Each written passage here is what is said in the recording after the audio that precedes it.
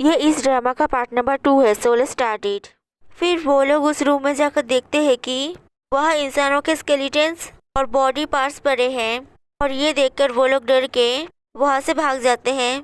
और तभी वह जनरन आता है और वो लोग उसे बोलते हैं कि अंदर एक डेड बॉडी पड़ा है। इसीलिए जनरन भागकर अंदर जाता है और जियानियो उसे बोलती है, मेरी ज़्यादातर ट्रांसलेशन ह्यूमन बॉडी पार्ट्स को लेकर ही थी। शायद वो ये सब किसी यूनिवर्सिटी से रिसर्च करने के लिए लाए हैं। जनरन बोलता है, लेकिन ये सब कोई अपने घर में कैसे रख सकता है? और मिसिंग बच्चों के अंदर आखिरी बच्चा इस घर के पास से ही गायब हुआ है, और अब ये बच्चा भी यहाँ आने के बाद गायब हो गया है। इसीलिए हमें मिस्टर बो के साथ बात करना पड़ेगा। और जनरन बात करने जाता है, लेकिन उसके रूम का दरवाज़ा लॉक होने की वजह से वो उससे मिल नहीं पाता है। इसीलिए जियानियो उसे कॉल कर बोलती है, पुलिस आपके साथ कुछ बात करना चाहते हैं, और वो बिजी बोलकर फ़ोन रख देता है। फिर जनरन के डैड जो पुलिस चीफ है वो जनरन को फ़ोन कर बोलते हैं कि वो वहाँ आ रहे हैं। फिर चीफ वहाँ आते हैं और जनरन को बोलते हैं, तुम यहाँ ज़रूर बच्चों के मिसिंग केस के लिए आए हो। मैं जानता हूँ कि उन लोगों ने रिपोर्ट किया है, लेकिन तुम गलत समझ रहे हो। वो कोई सस्पेक्ट नहीं हो सकता है। फिर जियानियो उन्हें पूछती है, आप यहाँ क्यों आए हैं? वो बोलते हैं, मुझे मेरे लीडर ने बोला है कि वो यहाँ रहता है। क्या तुम्हारे पास उसका फ़ोन नंबर है? तो उसे कॉल करो। और जियानियो जिनयान को कॉल कर बोलती है, पुलिस चीफ आपसे मिलना चाहते हैं। जिनयान बोलता है, लेकिन मैं नहीं मिलना चाहता हूँ। इसीलिए चीफ उससे फ़ोन लेकर जिनयान से बात करते हैं। फिर वो जियानियो से पूछते हैं, तुम्हारे साथ उसका रिश्ता क्या है? जियानियो बोलती है, मैं उनका ट्रांसलेटर हूँ। वो बोलते हैं, वो मेरीलैंड यूनिवर्सिटी का यंगेस्ट पोस्ट डॉक्टरल का स्टूडेंट है। ग्रेजुएशन के बाद उस यूनिवर्सिटी के लोग चाहते थे कि वो वहाँ काम करे, लेकिन वो यहाँ आकर क्राइम साइकोलॉजी का प्रोफेसर बन गया, और वो हमारे शहर में कुछ दिनों के लिए रेस्ट करने के लिए आया था। फिर वो लोग अंदर जाते हैं। फिर जियानियो घर जाती है और उसकी बहन उसे बोलती है, मुझे मिस्टर बो का ऑटोग्राफ चाहिए। जियानियो बोलती है, कुछ दिन पहले तो तुम उन्हें घोस्ट बोल रही थी, और अब तुम्हें उनका ऑटोग्राफ चाहिए। वो बोलती है, तब मैं उनके बारे में नहीं जानती थी। मैंने बहुत सारी क्राइम साइकोलॉजी का ड्रामा देखी है, और वो सब यहाँ सच में हो रहा है। क्या तुम मुझे उनका सिग्नेचर ला के दोगी? जियानियो बोलती है, नहीं। अगर मैं उनसे सिग्नेचर मांगूंगी तो वो कहेंगे कि अगर जो मेरा सिग्नेचर चाहता है मैं उन सभी के लिए सिग्नेचर करने लगूंगा तो मेरा हाथ टूट जाएगा। और तभी जनरन उसे मैसेज कर बोलता है, अभी पुलिस स्टेशन आओ। इसीलिए जियानियो वहाँ जाती है और जनरन उसे बोलता है, क्या मिस्टर बो तुम्हें पसंद करते हैं? तुम स्मार्ट हो, लेकिन इतने ज़्यादा टैलेंटेड नहीं हो। लेकिन वो चाहता है कि तुम उसके असिस्टेंट बनो। जियानियो पूछती है, क्या कोई इन्फॉर्मेशन इंग्लिश में है जो मुझे ट्रांसलेट करना पड़ेगा? जनरन बोलता है, नहीं। तुम्हारे चले जाने के बाद चीफ ने उसके साथ बात किया था, और उसने बोला कि वो केस में हमारी हेल्प करेगा, लेकिन तुम्हें उसका असिस्टेंट बनना पड़ेगा। मैंने बोला कि मैं उसे हेल्प करूँगा, लेकिन उसने बोला कि मैं तुम्हें नहीं जानता हूँ, इसीलिए मुझे तुम्हारा हेल्प नहीं चाहिए। और वो सुनने में बहुत अजीब था। जियानियो पूछती है, लेकिन वो मुझे क्यों अपना असिस्टेंट बनना चाहते हैं? मैं तो कोई पुलिस ऑफिसर नहीं हूँ। जनरन बोलता है, तुम खुद जाकर पूछ लो। ये तुम्हारी चॉइस है कि तुम उसके असिस्टेंट बनोगी कि नहीं। जब तुम उसके असिस्टेंट बन जाओगी तब उसका इस केस को लेकर जो ओपिनियन और एनालिसिस है तुम वो सब मुझे बताना, क्योंकि मैं उससे सीखना चाहता हूँ। जियानियो बोलती है, लेकिन मैंने अभी भी हाँ नहीं बोला है। जनरन बोलता है, तुम ज़रूर हाँ बोलोगी, और जियानियो चली जाती है। फिर जियानियो घर वापस आकर अपनी बहन को बोलती है, जनरन ने बोला है कि तुम्हारा आइडल चाहता है कि मैं उसकी असिस्टेंट बनूं, और ये सुनकर मुझे शॉक लगा है। और तभी उसकी बहन बाहर से आकर बोलती है, मिस्टर बो तुमसे मिलने आए हैं, इसीलिए उन्हें स्टडी रूम में बैठने के लिए बोलकर मैं उनके लिए खाना लाने चली गई, और वो बहुत हैंडसम है। फिर जियानियो उसके पास जाकर पूछती है, आप मेरे घर क्यों आए हैं? जिनियन बोलता है, मैं तुम्हारे बारे में चेक करने आया हूँ।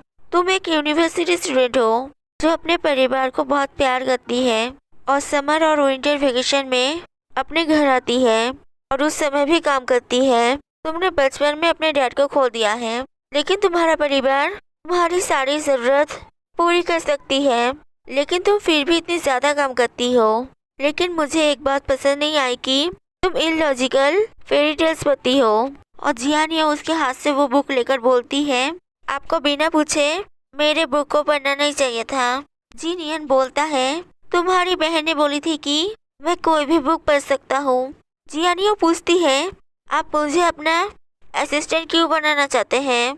जीनियन बोलता है, मुझे पसंद नहीं है कि कोई मुझे काम के समय परेशान करे और तुम मुझे परेशान नहीं करती हो। और मैं चाहता हूँ कि तुम वो सब काम करो जिससे मेरा टाइम बचेगा। वैसे भी मैं इस शहर में सिर्फ तुम्हें ही जानता हूँ और तुम फिशिंग में भी अच्छी हो। जियानिया बोलती है, मुझे सोचने के लिए थोड़ा टाइम चाहिए। जीनियन बोलता है, इस क्रिमिनल को पकड़ना मुश्किल है, इसे सिर्फ मैं ही पकड़ सकता हूँ और मुझे इसे पकड़ने में 1 हफ्ता लगेगा और उस समय तक भी तुम मेरी एम्प्लॉय रहोगी। अगर मैं तुम्हारी जगह होता तो मैं टाइम वेस्ट नहीं करता और कल सुबह 8 बजे काम पे पहुंच जाता। और जीनियन वहाँ से चला जाता है। फिर अगले दिन जियानियो 8 बजे जीनियन के घर पहुंच जाती है और देखती है जीनियन ने केस का काम पहले से शुरू कर दिया है। तभी जीनियन वहाँ आता है और सीधा किचन में जाकर अपने लिए ब्रेकफास्ट बनाकर खाने लगता है। और जियानियो को बोलता है, तुमने अपना हेयर स्टाइल क्यों चेंज किया है? जियानियो बोलती है, मैं आपकी असिस्टेंट होकर काम कर रही हूँ, इसीलिए मुझे भी थोड़ा सीरियस लुक रखना चाहिए। जीनियन बोलता है, ये तुम पर अच्छा नहीं लग रहा है, तुम फिर से पहले वाली हेयर स्टाइल कर लो और ऊपर से फाइल ले आकर बाहर मेरे लिए इंतजार करो। और जियानियो चली जाती है और अपना हेयर स्टाइल पहले जैसा कर लेती है। फिर जाते हुए जियानियो से बोलती है, आपने बोर्ड में क्यों लिखा था कि ये सब एक लोकल आदमी ने किया है? पुलिस को तो लगता है कि ये सब एक ह्यूमन ट्रैफिकिंग ग्रुप ने किया है। जीनियन बोलता है, सभी बच्चे एक ही तरीके से मिसिंग हुए हैं, इसीलिए एक आदमी ने ये सब किया है। और जियानियो जनरन को ये सब मैसेज कर बोलती है। इसीलिए जीनियन उसे बोलता है, क्या तुम ये सब अपने बॉयफ्रेंड को बता रही हो? जियानियो बोलती है, वो मेरा बॉयफ्रेंड नहीं है और बताने की वजह से क्या आपको कोई परेशानी हो रहा है? जीनियन बोलता है, नहीं। फिर वो दोनों फर्स्ट मिसिंग हुए बच्चे के घर पर पूछताछ करने के लिए जाते हैं और जीनियन उस बच्चे के रूम को चेक करने जाता है और जियानियो बच्चे के मॉम के साथ बात करने जाती है। फिर जियानियो उसे आकर बोलती है, वो एक 15 साल का बच्चा था। उस दिन वो अपने आंटी के घर रहने के लिए गया था, लेकिन बहुत देर होने के बाद भी वो अपने आंटी के घर नहीं पहुंचा। इसीलिए उसके आंटी ने उसके मॉम को फोन किया और तब उन्हें पता चला कि वो मिसिंग है। मुझे और भी कुछ पता चला है, लेकिन वो सब ज्यादा इम्पोर्टेंट नहीं है। जीनियन बोलता है, फिर भी कहो। जियानियो बोलती है, उस बच्चे को गेम खेलना बहुत पसंद था, इसीलिए वो हमेशा इंटरनेट कैफे में जाता था और उस दिन वो अपने आंटी के लिए अंडा ले गया था। जीनियन पूछता है, तुम्हें कैसे पता चला? जियानियो बोलती है, मैंने बाहर मुर्गियाँ देखी थी। वो बच्चा अपने आंटी के घर कुछ दिनों के लिए रहने जा रहा था और उसके मॉम ने जरूर कुछ गिफ्ट भेजा होगा, इसीलिए मैंने उसकी मॉम से पूछी थी और उन्होंने कहा है कि उन्होंने अंडा भेजी थी। और ये सुनकर जियानियो को गले लगाकर बोलता है, तुम जीनियस हो। फूजियो ने बोला था कि तुम किताबी और नेचुरल दोनों तरफ से समझदार हो, इसीलिए तुम मेरी मदद कर पाओगी। और उसने ठीक ही बोला था। वो बच्चा फार्मर मार्केट से गायब हुआ है। उसे गेम खेलना पसंद था, लेकिन उसके पास इतना ज्यादा पैसा नहीं था।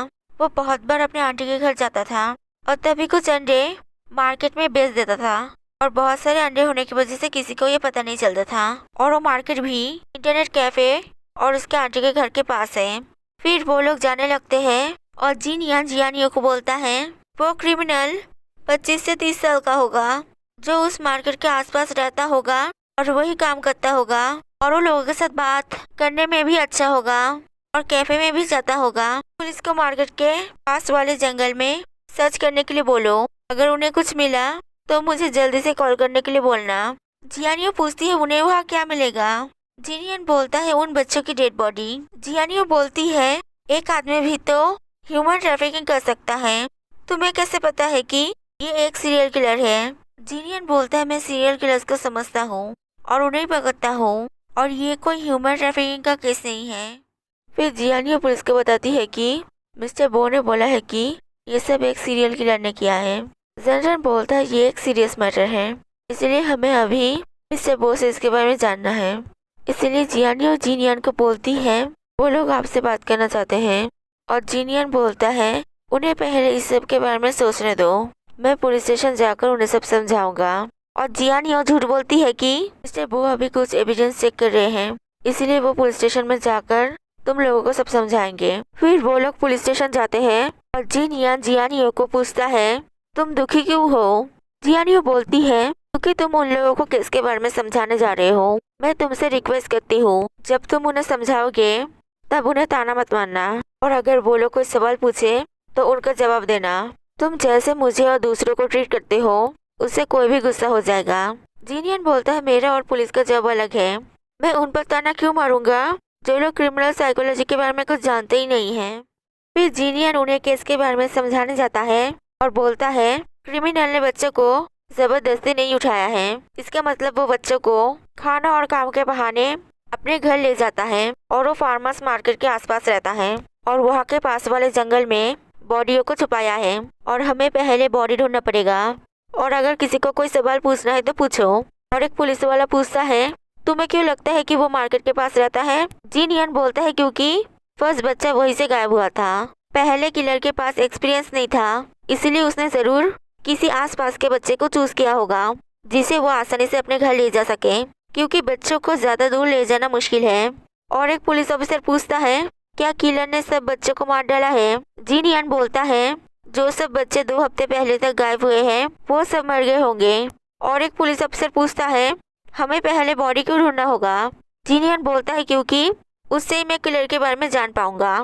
फिर मीटिंग खत्म होने के बाद एक पुलिस वाला जनरल से पूछता है तुम्हें क्या लगता है मिस्टर बो का सारा एनालिसिस सही है। जनरल बोलता है मुझे भी उनका कुछ एनालिसिस समझ नहीं आया है, लेकिन मुझे विश्वास है कि वो सब कुछ ठीक ही बोल रहे होंगे। तभी एक पुलिस वाला आकर बोलता है एक फ्रूट शॉप के ओनर ने बोला है कि उसने तीसरे विक्टिम को 5 नवंबर एक आदमी के साथ देखा था। उस दिन उसका एनिवर्सरी था और उनकी वजह से उसे देर हो गया था, इसीलिए उसे याद है। और जनरल देखता है कि उस बच्चे का मिसिंग रिपोर्ट 5 दिसंबर का है, जिसका मतलब बच्चों का मिसिंग रिपोर्ट बहुत दिन बाद लिखवाया गया था। और दूसरी तरफ एक आदमी जिनियन और उसके आसपास के लोगों के ऊपर नजर रख रहा था।